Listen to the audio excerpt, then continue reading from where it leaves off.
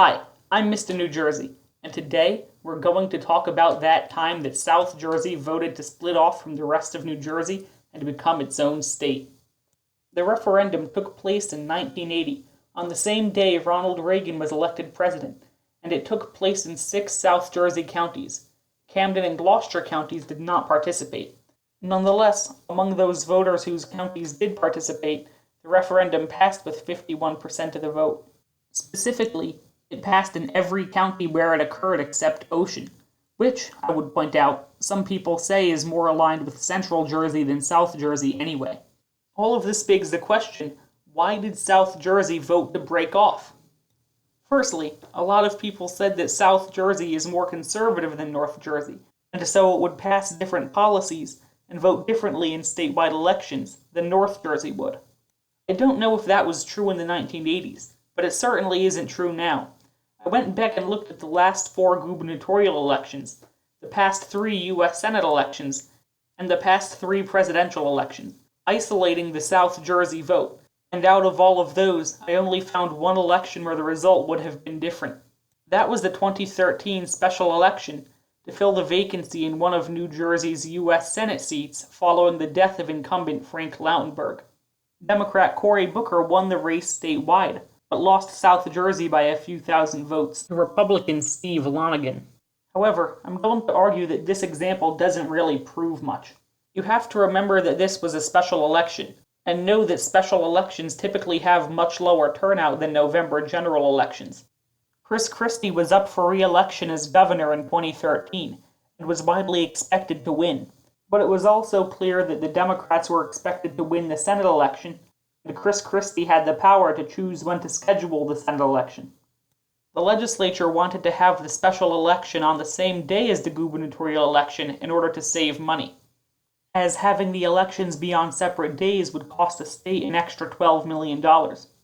But as it happened, Christie scheduled the Senate election for less than a month before the gubernatorial election, and spent those extra $12 million. He said the reason was that New Jersey should have its elected senator as soon as possible, whereas Democrats said that the less than 1 month wait would have been worth it to save the $12 million, and claimed Christie only scheduled the elections to be separate so that his election and Cory Booker's election wouldn't happen at the same time, and voters who would only bother turning out for Cory Booker thus wouldn't be there on the gubernatorial election day, making Christie's chances of victory even greater. Ultimately, as I already said, the elections ended up on different days, and the Senate election turnout was abysmally low. Cory Booker won statewide but lost South Jersey by a little bit, and a month later Chris Christie ended up winning both South Jersey and statewide by massive margins. But just a year later, when Cory Booker ran for a full term on a regular November general election day with much higher turnout, he won South Jersey easily, beating his Republican opponent Jeff Bell in the region by almost 60,000 votes. Furthermore, if we look at South Jersey's state legislators, the majority of them are Democrats, which is the same as statewide. So, while an independent South Jersey might be a slightly lighter shade of blue than the rest of New Jersey, it would still most definitely be blue. The other reason South Jersey voted to secede is that its population is only about 1/4 of the state's total, meaning that more of the state's resources are directed towards North and Central Jersey interests. This reason fits in with the common saying that New Jersey politics is not a battle between Democrats and Republicans, but between North and South Jersey Democrats. In the present, however, that issue is at least partially mitigated by the fact that the state's most powerful legislator, Senate President Steve Sweeney, is from South Jersey, and the fact that the state's most powerful political power broker, George Norcross, is from South Jersey. The two of them generally ensure that South Jersey's legislators are a much more solid voting bloc than North Jersey's legislators. The end result is that South Jersey's influence in the state legislature outsizes its small population, and the region isn't quote-unquote oppressed by North Jersey. So, what did the state legislature do with the results of this referendum? They ignored it, obviously, though there are several reasons.